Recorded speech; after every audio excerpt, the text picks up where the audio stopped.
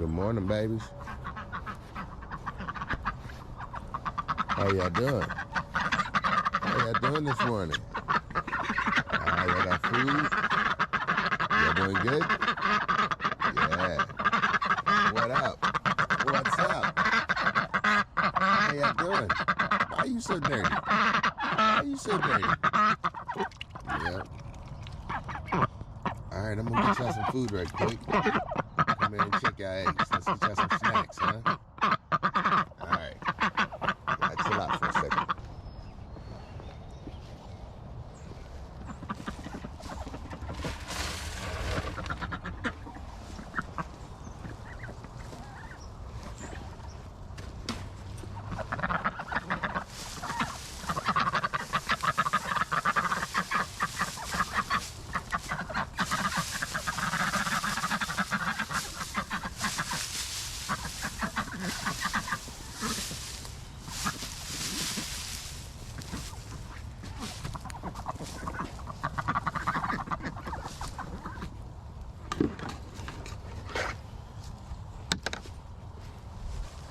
Let's check for some eggs. Oh, we got nothing this morning. No eggs at all. At least I didn't see none over here. Let's check over by their food one more time. Oh, look, they hiding them over here now. That's crazy. They hid the eggs over here. 3 eggs. Wow. Y'all gotta do better than that. Stop hiding them from me. Yep. They done found a new spot, so 3 more eggs today. Hey, these ducks are putting them out every day. At least 3. Well, I say we had a couple days where we only got 2. But that's a day of 3. Let's get them some water and let's get out on this hike.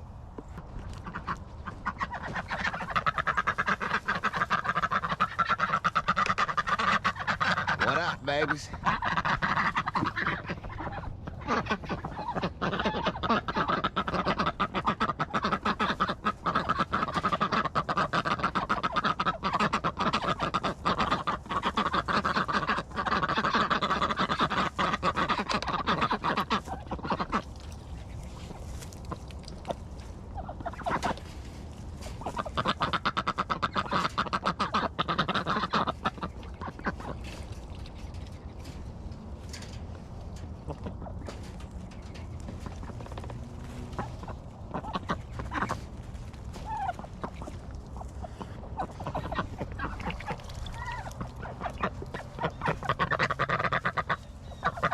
What up? What y'all up to? Oh, yeah.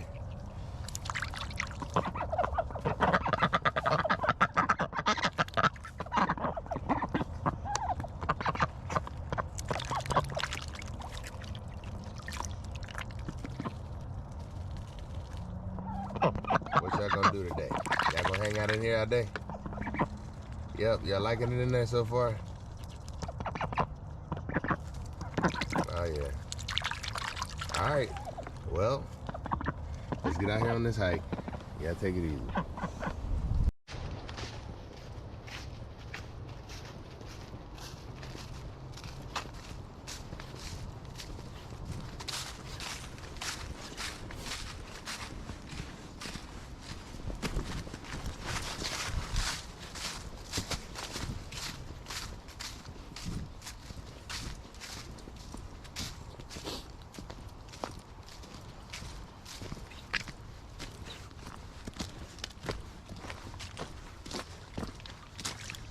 Oh, yeah.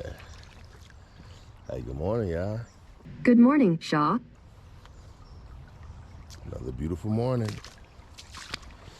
Hey, we got a little early this morning. I got some things to do.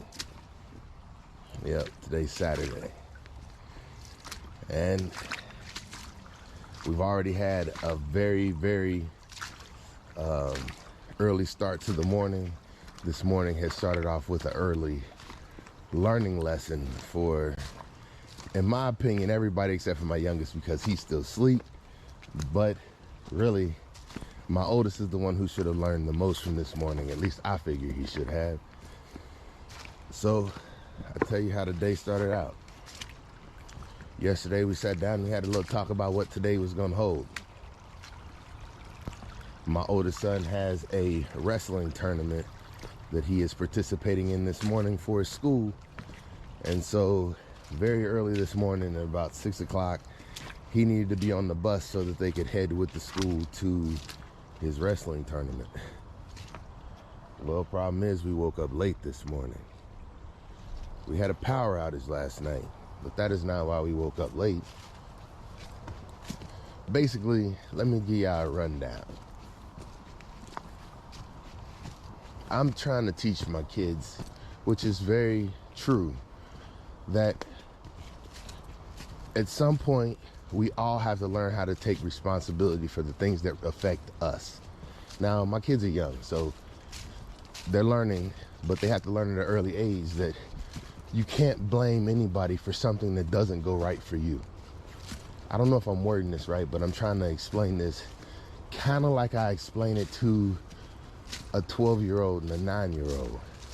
But nevertheless, I keep trying to explain it to them. The other day, I was taking them to the pool, and we had this very conversation. When something is important to you, when it's important to you, and this ain't how I worded it to them, but I feel like I'm talking to a little bit of a different age range right now. But I'm saying I feel like my kids are gonna hear this again at some point in time, so work with me here. Hey, what I'm saying is when something affects you, you gotta do everything in your power to make sure that you're not negatively affected.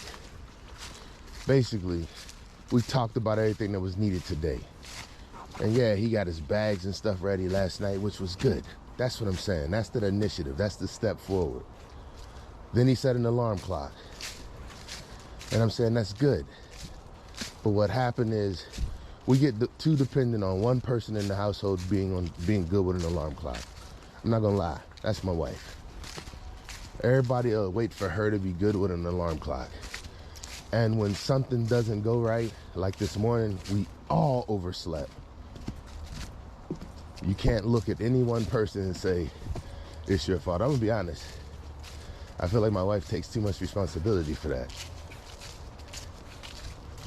I guess what I'm saying is, when I say responsibility, she takes the blame, like, I overslept. Look, it wasn't just her that overslept. Everybody in the house overslept. So then, my son he's like in panic mode. My wife's in panic mode. And I'm sitting here thinking like, look, while y'all sitting here in panic mode, we gotta get there.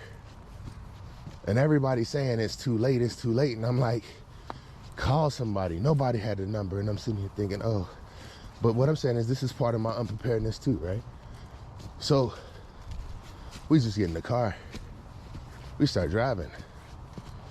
I'm almost there and the phone starts ringing. I'm saying both phones in the car start ringing at the exact same time.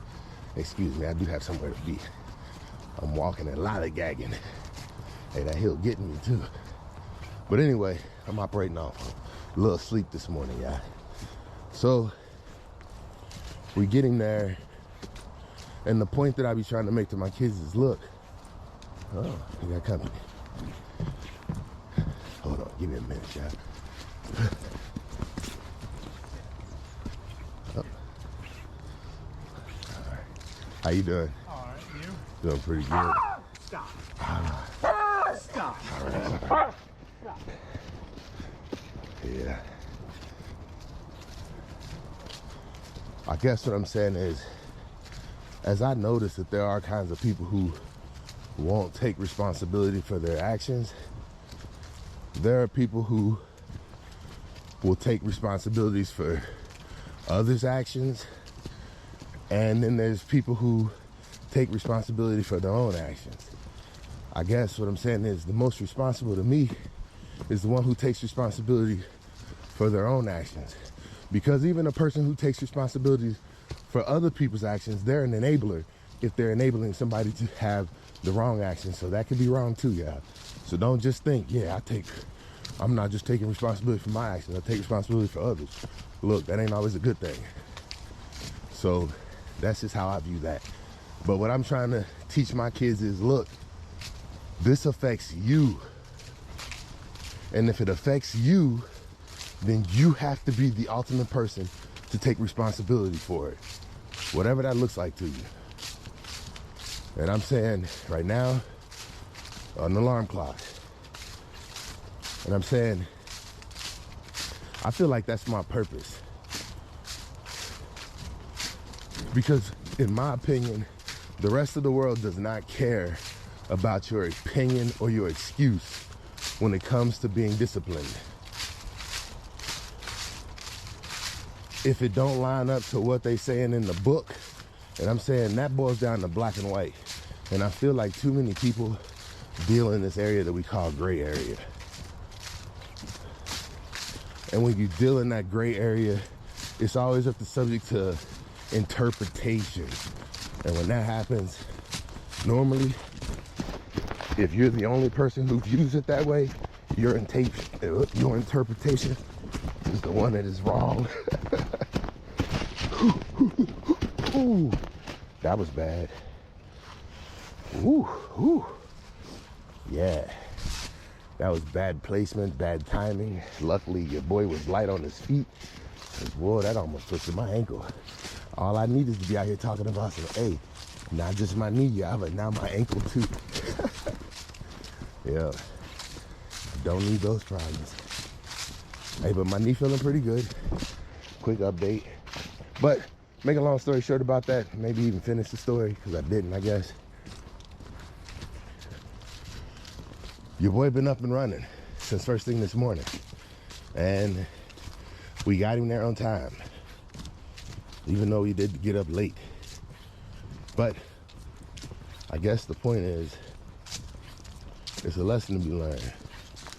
One, stay focused.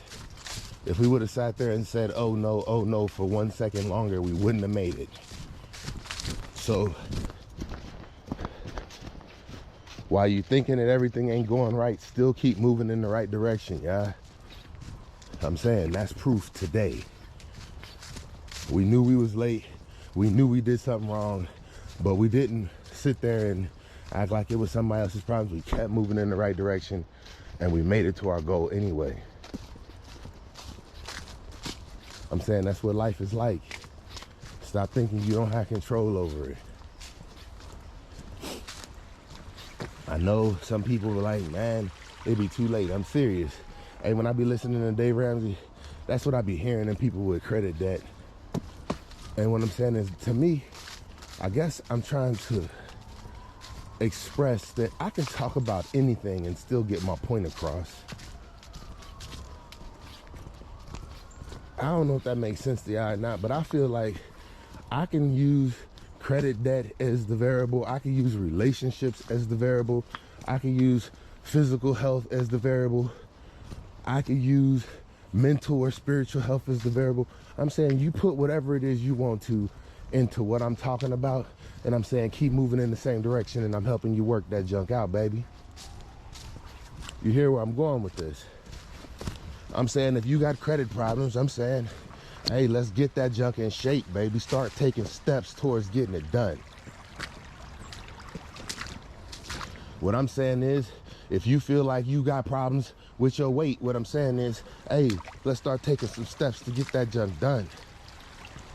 What I'm saying is there's nothing that you can't change at this point in your life, and don't think that you gotta wait until tomorrow. What I'm saying is, I know New Year's is around the corner, but I'm telling you, there's no time like today. If it's really weighing on you, what you waiting on? And that's how you know when you're serious and when you're not. And see, that's what I think people don't like. They don't like being called out on being serious about their stuff. I'm saying, when I see a problem in my life, I work towards correcting it. I don't try and put blinders on acting like there's not a problem that exists. What I'm saying is, if I see a problem, I add it to my list. I don't sit around and wish. Your boy put in work. That's what it is to be focused in life, I feel. I love to play, I love to have fun, but I love to make sure work is done first.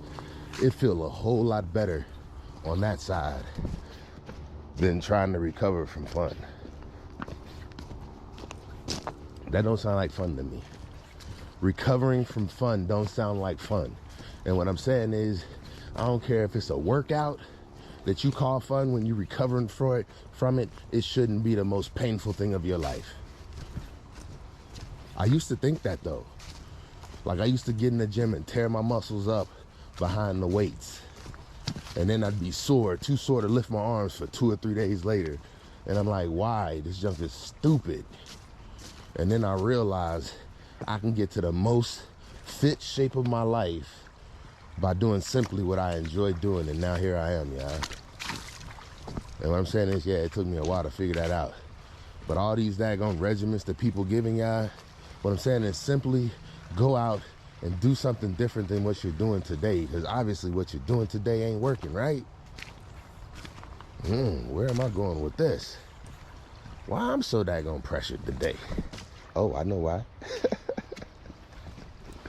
What I'm saying is, even running behind, we learning how to hit our goal. What I'm saying is, let me explain something.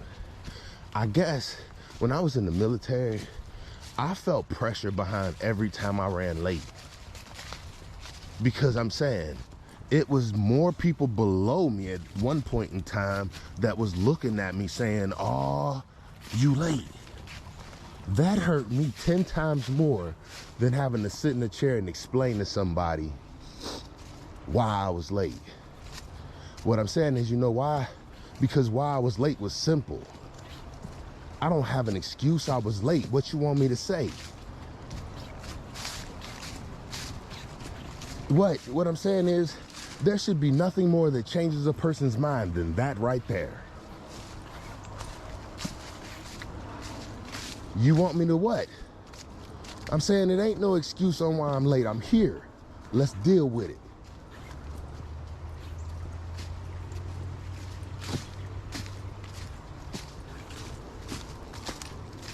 Ooh. I guess what I'm saying is, I don't run with that kind of stress no more in my life. And what I'm saying is, I guess it just bothered me after the fact, y'all.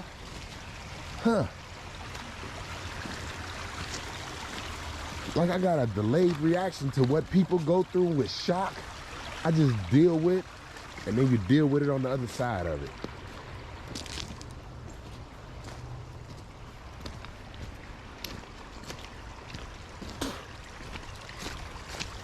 I guess that's what it is. No matter what it is, you gotta push through it. When you get to the other side, that's when you can sit and evaluate. But you got no time to sit around and just wait on a response to happen, people. And it's because of lack of planning in the first place that a lot of times situations like this even occur. Clearly, the plan was not well enough established the night before. But when we woke up, the whole house was in an uproar and a panic. And it's like, relax. Let's figure out where we need to go. And then let's start moving. After that, it's just communication. That's as simple as it gets. In my opinion, had we been late, I'd have caught up to the bus on the way there and we just would have showed up right behind the bus. But I guess what I'm saying is, a whole lot was learned. And I'm saying, I hope that my son saw patience and calmed down, because it felt like even he was devastated. He thought he was not gonna be wrestling today. And I'm like, calm down. And I guess that's what I feel. Ooh, that's a lesson that I showed him too, I guess. Because he made it. And guess what? As soon as I get done with this walk, y'all, we gonna make it up there too. Hey, I kid you not. I don't know. I think balance is important in so many different ways. I don't know where I'm going with that one. I want to leave it alone. I know that's one thing that I'm here to instill into my kids. Balance. Understanding of calmness. I say, I don't know. I guess I was talking to somebody yesterday, and it's like you want to give your kids everything that you didn't have, opportunity-wise. Hey, that don't just come from financial. Look, what I'm saying is we could talk about this in any direction you want. Ooh, I kid you not. I don't want to go into that. Nah, leave it alone. Ooh, one day we'll talk about that though, but it ain't today. Hey, but I tell you, to me, I don't feel like I woke up on the wrong side of the bed today. I feel like the energy that I have today, it was because I feel like I got jolted up. And I got jolted up and had to get moving, like spark. I ain't had to do that in a long time. I felt like I forgot how to do it. And what I mean is,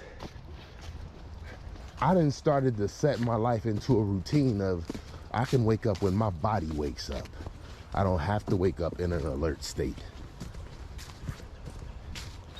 And that was starting to get comfortable.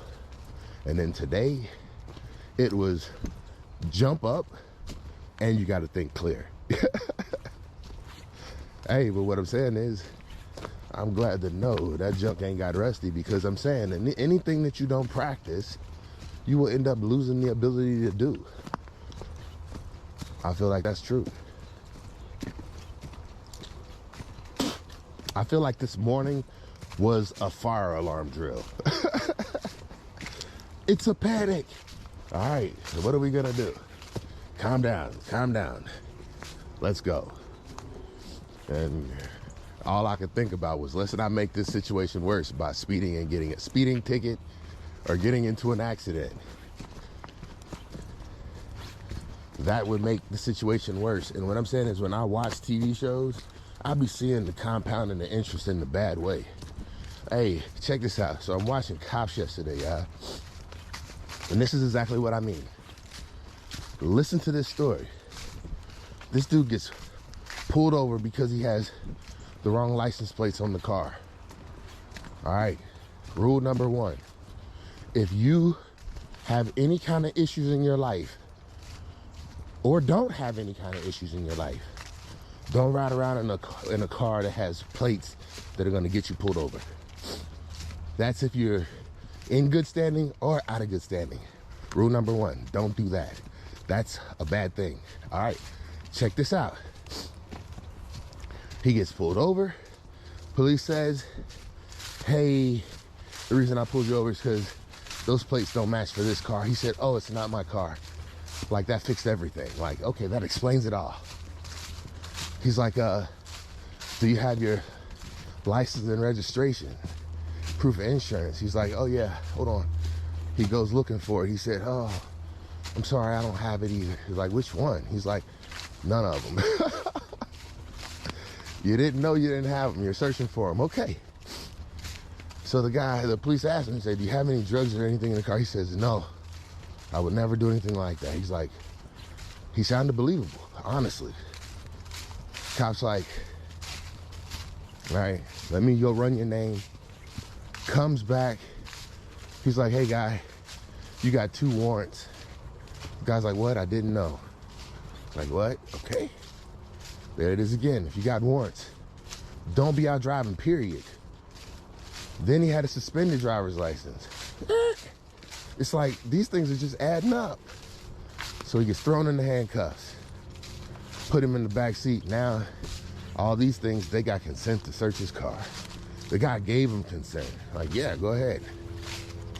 Man, they go through, searching his car, find drugs in his car. Oh my goodness, the cop just asked him about it, right? He goes back, he says, hey, what's this? The guy says, I don't know what that is, officer. I've never seen that before in my life. I'm sitting here thinking like, man, you ain't stopped and thought about where you are yet. Hey, the officer says, hey, why does this bag that it's in have your first, middle, last, and the third initials on it? And he's just sitting there, he's like, oh, that's my bag, but the stuff that's in it, I've never seen it before. the point that I was going was, did you see how the compounding interest just happened in that one situation? By the time that guy got done, he had 9 charges that police officer read off to him. And the first thing he should have did for the night was just stayed his butt home and out of that daggone car. That's what he should have did for the night. But it was a whole lot of other issues that he had to deal with even before that night. And that's what I'm saying.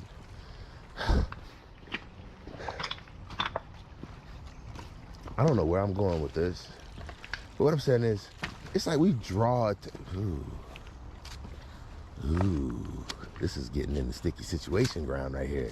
Because I'm about to say we draw attention to ourselves, but yet here I am walking in the middle of the woods on a microphone with a camera. If that ain't drawing attention to myself, and then I'm putting it out for the rest of the world to see. If that ain't drawing attention to myself, hey, boy, I tell you, it's like words be a double-edged sword, because what you say, it also affects you too now. And that's why I be saying, I be feeling like one day I could possibly be a hypocrite, because what I'm saying is, hey, accidents do happen and people make mistakes. Clearly, I'm saying, I just showed capable of making one this morning. I'm saying, I feel like, me personally, it really ultimately lay on my shoulders is how I feel. I feel ultimately responsible. That's why I feel like I gotta make sure stuff work out. But I guess what I'm saying is, hey, we do the best that we can, and we always making sure that we doing the best that we can. That is my number one purpose, is I be trying to tell people, look, in life, your life and everything that you do has to be balanced enough, and you have to grow as an individual enough that every part of your life, this is how you combat depression. Listen to me, this is perfect. Every part of your life has to be balanced in such a manner that everything grows and keeps up with, at a minimum, man, I was going in a good direction with that one. Inflation. All aspects of your life must grow in a balanced manner, in a forward positive direction, and keep up with inflation. That's what keeping up with inflation would be, moving in a positive direction, a positive growth. So your spiritual, your physical, your mental, spiritual, physical, mental. Wait, it's 5. Spiritual, physical, mental, financial.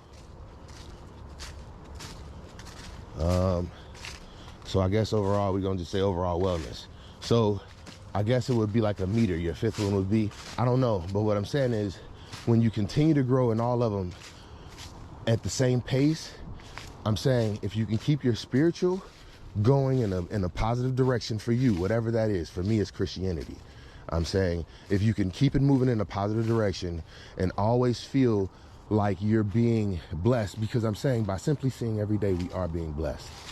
All right, so once you can see that as a positive, that you're giving a new chance every single day, you'll start looking at things in a positive direction, because you know you have the control over whether or not today is going to be better than tomorrow or not. Or yesterday, I mean, which to me, today is already better. I'm saying if you can financially grow a little bit every day, not huge amounts, just a little bit every day, then by the end, you'll need less, because as you get older, you'll require less. But if you continue to grow financially, you'll need less at the end of your life. And so you'll easily be able to sustain, because as your requirements go down, your income's still going up. And so you'll land in a comfortable spot.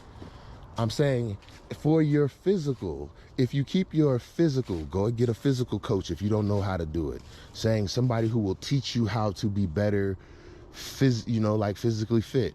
If you feel like eating is your issue, then you go see a dietitian, somebody who can help you with your diet. If you feel, I don't know, but your mental, you go see a counselor. For your spiritual, you go see a pastor or whoever's ahead of you. What I'm saying is, you could feed into all of those areas and help them grow. And whenever you're ready, you could change in any one of those directions. Any one of those directions.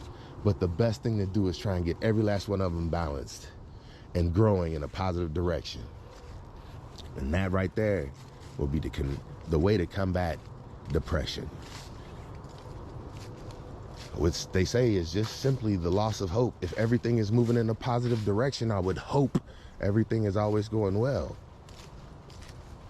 It's only when you see glimmers of the wrong direction that you feel like you're losing hope. It's when you feel like that hill is too steep. And what I'm saying is, hey, if this hill is really that steep, hey, just imagine what the view is gonna be like when you get to the top of it. Oh, let me show you. Yeah, that hill was steep, but look at what you can see from way up here. Hey, what I'm saying is it'd be worth it, y'all. Hey, y'all, this is your boy. I'm out.